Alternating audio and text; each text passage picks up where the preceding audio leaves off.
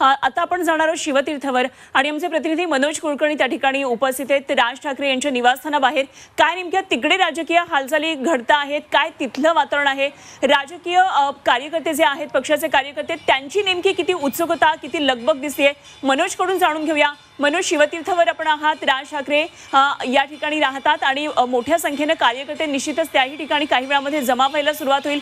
काय नेमकं वातावरण सध्या तिथलं दिसतंय?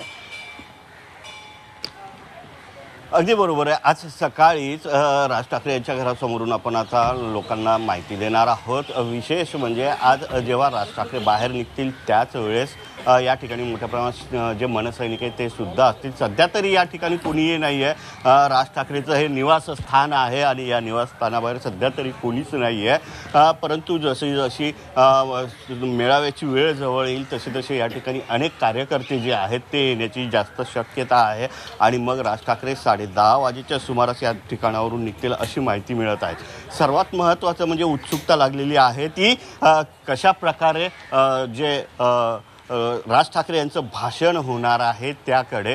कारण सुरुवातीलाच राज ठाकरे भाषण करतील, त्यानंतर उद्धव ठाकरे करतील, अशा प्रकारचा तो क्रम ठरलेला आहे। मधल्या काळामध्ये जे महाविकास आघाडीतले काँग्रेस पक्ष असेल किंवा राष्ट्रवादी काँग्रेस शरद पवार गट असेल त्यांच्या जे नेते येतील ते सुद्धा या ठिकाणी येणार आहेत।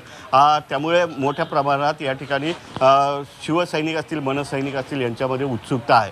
मनसैनिक जे आहेत ते तर अनेक म्हणजे फक्त मुंबईतूनच नाही तर राज्यभरातून या ठिकाणी येणार आहेत, वाजत गाजत येणार आहे। अनेक ठिकाणी जे मनसैनिक आहेत ते वाजत गाजत गुलाल उधळत येणार असल्यामुळे अनेक ठिकाणी त्यांचं स्वागत सुद्धा होणार आहे। परंतु जेव्हा राज ठाकरे बाहेर पडतील अगदी मनोज, म्हणूनच उत्सुकता मोठ्या प्रमाणामध्ये आहे की राज ठाकरे जेव्हा शिवतीर्थावरून निघतील त्यावेळी नेमकं काय वातावरण असणार आहे आणि कशा पद्धतीने राज ठाकरे तिकडे येणार, संपूर्ण कुटुंब असणार का, हा कुटुंब मेळा सुद्धा असल्याचं दोन्ही पक्षांकडून जाहीर केलेलं आहे। त्यामुळे या संपूर्ण वातावरणावर आपल्याला लक्ष ठेवायचं आहे।